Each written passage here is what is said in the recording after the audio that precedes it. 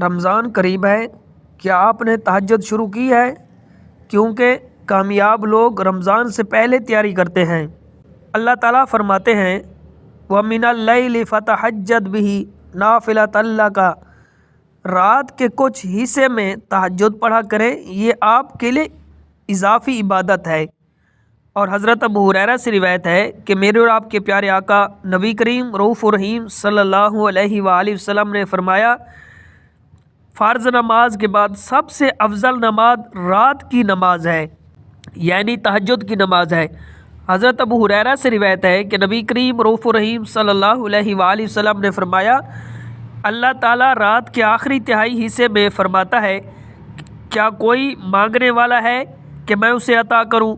تو اسی طرح نماز تہجد کے لیے آپ تیاری شروع کریں کہ ماہ رمضان سے پہلے نماز تہجد ادا کریں، رمضان کا انتظار نہ کریں، تہجد آج رات سے شروع کریں، کیونکہ اللہ تعالیٰ ہر رات آپ کو پکار رہا ہے۔ اللہ تعالیٰ ہر وقت آپ کو پکارتا ہے کہ آؤ میرے در پر، آؤ میری رحمتیں لوٹ لو۔ تو ماہ رمضان سے پہلے نماز تہجد شروع کرو۔